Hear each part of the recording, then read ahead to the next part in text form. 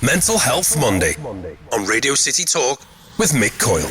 Radio City Talk. Thanks for joining us on the programme. We like to talk about mental health on the radio. It's what we do here in Liverpool, and it's what we do every Monday here at Radio City Talk. We've got a guest on the programme now who I first read about when she was nominated, actually in the year just gone's Mind Media Awards. Little did I know she'd previously been nominated as well for the work that she does in talking about borderline personality disorder. She's got a great name too. Rosie Cappuccino joins us for this week's show. Rosie, great to get you on the programme. Thanks so much for having me. Yeah, I'm really happy to be here. Thank you, Mick. You are officially a digital champion.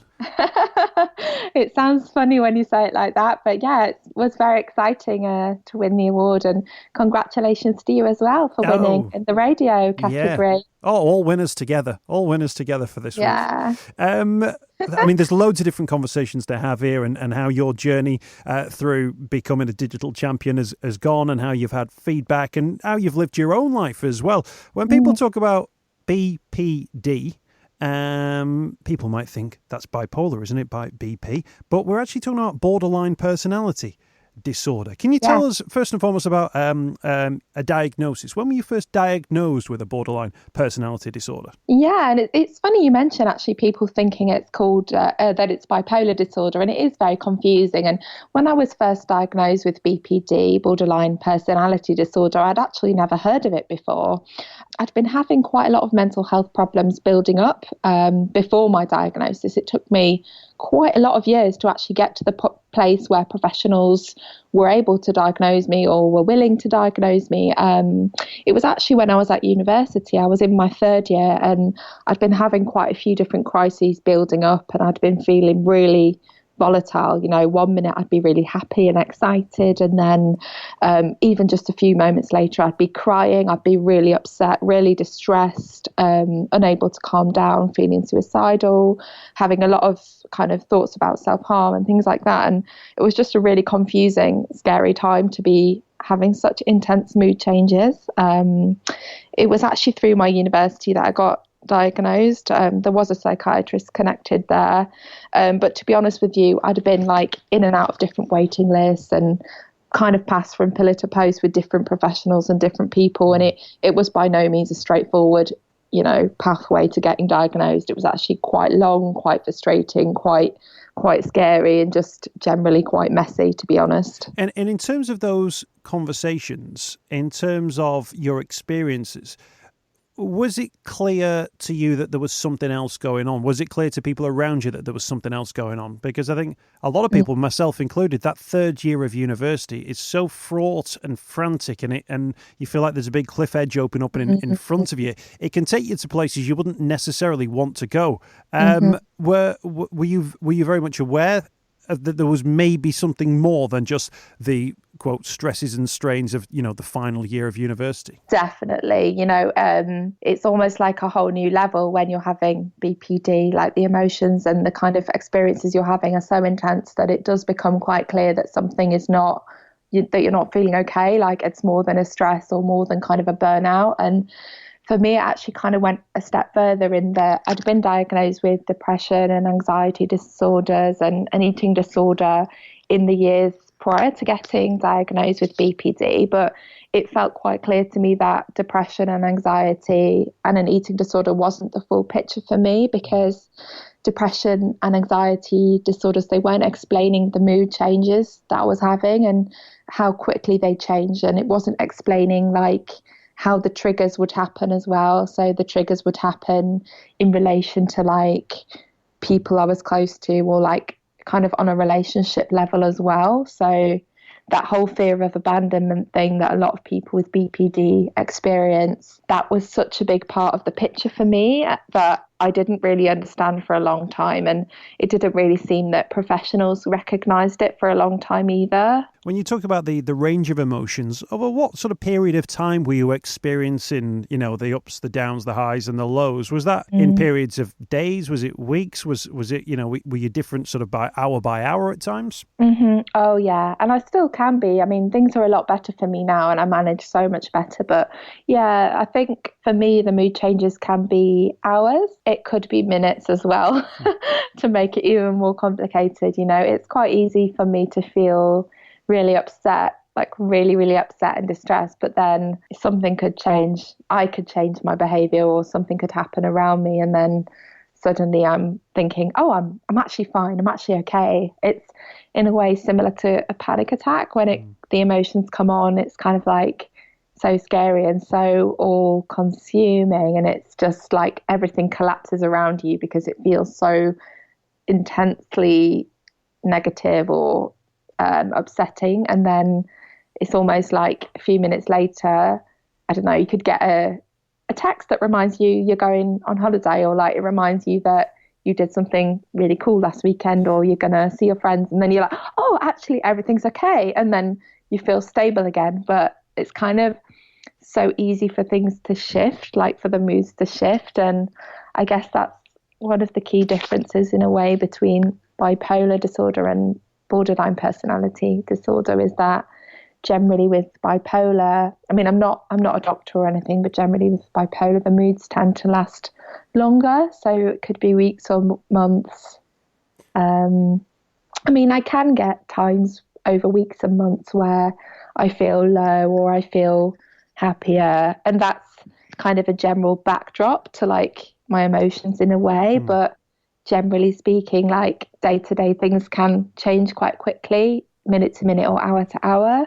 But then there are times when I'm more stressed. If I'm more stressed, then my moods can change quicker. Whereas if I'm generally calmer and there's less stress in my life, or I'm generally feeling quite good, then the mood changes will be less. So although the mood changes can be quick, there is also like ways of slowing it down or kind of other like backdrops going on there, really. Well, I was going to ask you about that, because when we speak to people who may talk about, let's talk about periods of depression, maybe they've started to learn and spot signs of a period of depression that might be coming over them. But I guess if you're dealing with issues that might come for a number of different hours, that change of mood or emotion must be pretty quick. Is that just a case of experience of learning the things that you might note as being triggering, maybe? Yeah, definitely. And it's impossible to avoid the triggers in a way, because you can't control your environment, and sometimes the triggers are perfectly natural things that will happen. So it's not for me about controlling the triggers. It's more like making sure that I catch my thought processes. So I've done a therapy called DBT, which stands for dialectical behavior therapy, and it's been designed for people with BPD, and it's a way of firstly knowing how to regulate the emotions, noticing kind of extreme thinking patterns. So it's quite easy to fall into the thinking trap of, oh, I'm so terrible, everybody hates me, oh no, life's going really bad, like after a trigger happens. So it's kind of through DBT, you learn these techniques to notice your thoughts when they're happening, rather than getting sucked into them or necessarily believing them. It's not about stopping the thoughts or trying to push the thoughts away necessarily. It's more like just noticing this is happening. I don't have to respond. Like I don't have to react to that. So that's been really amazing therapy for me. And, you know, just, I guess noticing the patterns and learning the patterns, and learning if you take on too much, or you don't sleep enough, or you don't eat enough, and all of those basic things as well. You notice those having a big impact. I do anyway, for me. I think that's really interesting. You say that, Rosie, because I think there'll be a lot of people who have had various different mental health concerns over many different periods of times, and one of the concerns is that the voice that says you're not worth anything, or the voice that says you're worthless, or the voice that says everything that you think people think about you is they're thinking about you when they're all right and you're wrong and you're a horrible person. There's a fear and a concern that that's the true voice, that's the real you, that's some sort of clarity that you're seeing in a situation. And it's quite interesting, the idea that the DBT allows you to separate yourself from that, and take that information on board, but be able to see yourself from almost outside of yourself. That's a really good skill, which I think we all should probably learn to have. I think it's really useful, and I think DBT skills, they're not just applicable to people with BPD or people who have mental health conditions. They're really useful just generally. And I know people, like friends of mine, who I've talked to them about it, and they've said, oh yeah, I'm going to start doing that. It's really useful. And I think one of the most useful ones is called Check the Facts. So a bit like you mentioned, Mick, about it's easy to believe the thoughts or to think the thoughts are real. If you had a bad day at work and you feel like somebody's criticizing you or, out to get you, or I don't know, you feel really rubbish at your job or something, you can actually just check the facts on that. And it's like quite a structured thing of going through and looking at the evidence for your thoughts and seeing if they are actually backed up by evidence, because it's so easy to feel things are true, but actually without knowing if they are or having the evidence to suggest that they are true. The website is talkingaboutbpd.co.uk. The author is Rosie Cappuccino. She's with us on the programme today, talking about borderline personality disorder and her experience, and also her experience of writing about it. You say it on the website. I hope it helps you feel less ashamed, misunderstood or invalidated. I hope it helps you feel less alone. Presumably that thought and those hopes come from your own experience of feeling those things. Definitely. Definitely. I mean, that's really my main hope for people who read my blog on my website or listen to anything that I make, really, because, when I was first diagnosed with BPD and I went to the internet and Googled it, as, many people would do, it's just so scary, the level of stigma and discrimination that you can encounter. And I just felt really sad that that's the thing that people like me and other people have had to read about, supposedly about themselves. There's so many stereotypes that people with BPD are manipulative or attention seeking, or they'll never, feel better, or they'll never have happy relationships, or, it's just the stuff you read is just really, really negative a lot of the time. And that's why I decided I wanted to write something that reflected actually who I feel I am and who I feel what I feel my life is like. I'm a teacher. I have lots of friends. I'm really lucky. I have a happy relationship now. And it's kind of like, I just wanted to make sure that there's a little bit more diversity in how people are writing about BPD, because, I don't think people with BPD are all these horrible stereotypes. And I really want things to change in terms of how it's represented or how it's written about. I think it's brilliant, the work that you're doing. And I think we talk so much about the fact it seems now so much more open to talk about mental health, and people are doing it. And that's wonderful as well. But we're never that far away from, the person doing the old, when you waggle your finger around the side of your head when discussing somebody, or say he's tapped in the head, or she's a bit schizo. We have these sort of phrases that we weaponize against people based around their experience and pretty much our misunderstanding of what they're going through. But I guess talking about it, the education's out there, and through the work that you're doing as well, I presume you're also providing a service that wasn't there. When people now type in borderline personality disorder, they can find your entire back catalogue of experience, which might point them in the direction of signposting maybe, but also just an idea, as you say, that they're not, misunderstood, that they shouldn't feel ashamed, and, they don't have to feel alone with it. Definitely. And I think, like you say, things have changed a little bit in terms of people being more aware or people understanding a little bit better. But like you say, kind of unhelpful and damaging attitudes do still exist, and the language people use is still really judgmental a lot of the time, and it can feel so difficult to feel that you can speak openly with people because the judgments can happen, sadly. And I think there can be something really powerful about, if you don't know anybody in your social life or your kind of real life who has a mental health condition like you do, reading about it on the internet can be a real lifeline. For me, I was quite inspired by a woman living in the US called Debbie Corso, and she's made lots of amazing videos about BPD and DBT, and I wanted to do something similar to her in a way. And I couldn't really find many blogs about BPD back 5 years ago when I started. It felt like there weren't that many, people talking about it or writing about it. So that's why I just decided to start. And it was anonymous initially because I was really, really scared. I was terrified of what people would think about me, or, if it would affect my jobs or like my friends or my family, or like I was just terrified. I wouldn't even tweet on the bus. I'd think somebody could look over my shoulder, and I had to like log out of every time I used the computer. I'd be logging out, and I'd be so secretive about it for so long because I was just so scared. Rosie, I thought it was really interesting. You were talking about the fact that you were almost sort of self-stigmatizing yourself in regard to not wanting to appear to be the person that you are online, wanting to remain anonymous. Yeah. You now write under essentially a pen name, but you're you and your face is there, and you exist as a public personality. Was the step into the real life Rosie as bad as you thought? Was it a more natural step than you thought it would be? Interesting question. I mean, Rosie's my real first name. My surname, it's a pen name.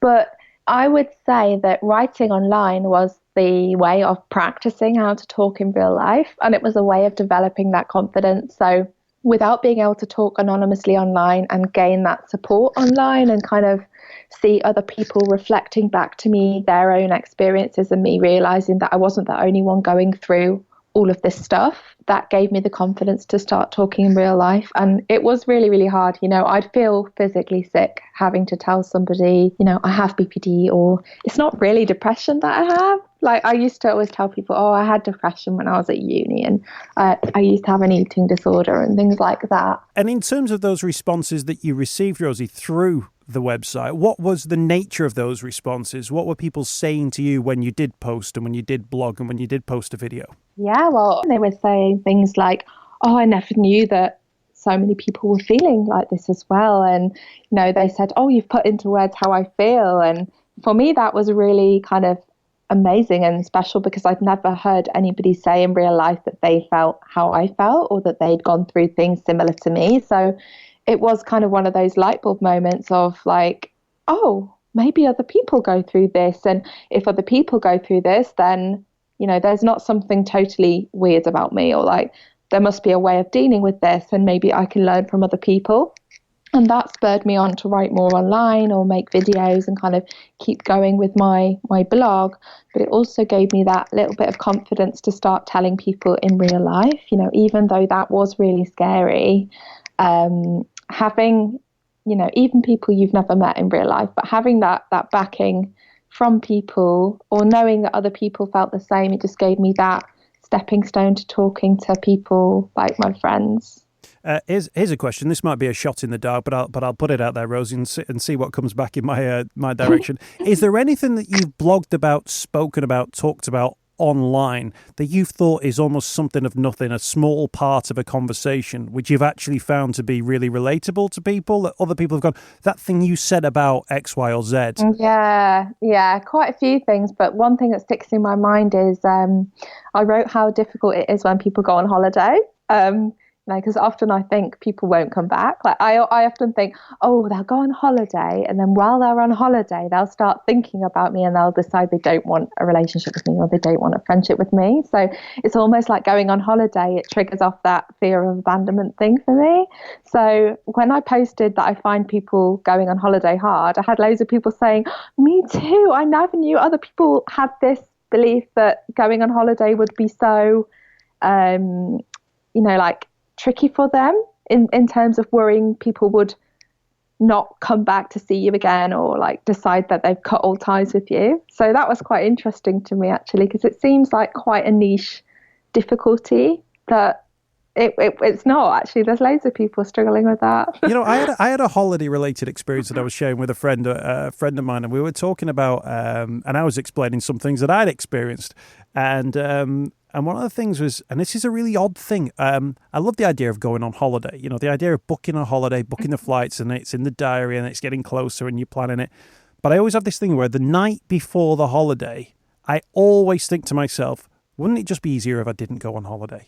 Even though if I can't wait for the holiday, I've saved for the holiday, it's all paid for, and I've got my euros changed, and I've got my passport ready to go. But there is always something that says, it would just be easier if you just didn't go on holiday now. And I've no idea what it is, because I know that I even like the airport. I like plane food, food on aeroplanes, I mean by that. But I also like the thing, I don't mind driving abroad. There is nothing about the holiday experience that I dislike in any way, shape or form. But there's always something in my own mind that makes me think, well, it would just be easier if you just stayed where you were. Yeah, that's so interesting, isn't it? Because when you look at all the separate parts of the holiday, you like all of them. You even like the food on the aeroplanes, which, I didn't know anyone like that. But maybe it's just the combination. I don't know. No, I mean, when you get there, do you enjoy it? I absolutely love it. And then when I come back, I yearn for the holiday. I wish, I was there again. And I always try and think about, when can we go on holiday? But yeah, just to stray. But anyway, these are the things. These are the things that sort of make up our sort of mindsets and our thoughts and so on and so forth. And I think one of the things about the website, talking about bpd.co.uk, the setup is quite nicely done for people to connect through various different means. There's menus and drop-down options, of course there is, but also there is little almost like little quote boards that you can then click through for different blog postings maybe or links to video and so on and so forth. Have you tried to make it as user-friendly as possible? Yeah, I've tried. I mean, it's funny that I got an award for Digital Champion because I really don't think of myself as somebody who's good with digital stuff at all. In fact, I don't see myself as a technical person, but I guess I do like to make sure things are laid out as clearly as possible. And I try to follow kind of accessibility kind of ways of making it slightly easier for people. I'm still learning. It's still a work in process, but for me, how it looks is important because I want people to go there and feel that it's a nice site to be on. Lots of the time you go to mental health websites and it's all like black with red and white writing and it all looks like a bit scary or it's a bit like dark, and that's why I chose slightly more relaxing colours. Or yeah, I think so. I don't know. I guess I just like it as well. well, so did the Mind Media judges as well. It's why you were named Digital Champion 2019. I'll mention it again. When you write about different things, you sometimes you either write it in a blog post, you might do a video for it. I've also seen on the website that you do. There's poetry, but there's also some pretty awesome artwork as well. What's the thought process of, well, this would be more suited to maybe putting something down in a drawing, or this is more suited to a video? Are there certain sort of criteria you have for yourself? I don't know. I think a lot of it is just things that I do naturally. So drawing, I've always loved doing it. But I do think something with drawing is you can capture intense emotions quite well in a drawing compared to writing sometimes. So I've got pictures that show a girl getting electrocuted. It's almost like all of these lightning bolts are coming off her and the emotions are so strong that you can see that like feeling of like everything radiating off. Or you can express that feeling of drowning in sadness and tears, and you can draw physically all of those tears and kind of flooding. So yeah, I do think you can capture quite a lot in just having a pen and feeling maybe angry and scribbling a lot, and that's satisfying when you can capture how you feel on paper. I'm not the only person to say that. I know a lot of people find it quite useful to be able to depict something on paper like that in front of you, just to see it laid out like that and think, oh, that's how I feel. That's how I feel. People can see it. Talking about bpd.co.uk with Rosie Cappuccino on Mental Health Monday. You also make it clear on the website that you're not a doctor or a mental health professional. When people come to you and maybe express emotions where you're thinking, okay, this is going beyond my ability to help because, I'm really, just me. It's just me, Rosie. Where do you signpost to? What sort of things do you recommend to people? I guess I always try to just make it clear that I can't give anybody medical advice or mental health advice per se that professionals can do. Of course, if anyone's feeling in a really difficult place, then they need to speak to a medical professional, really.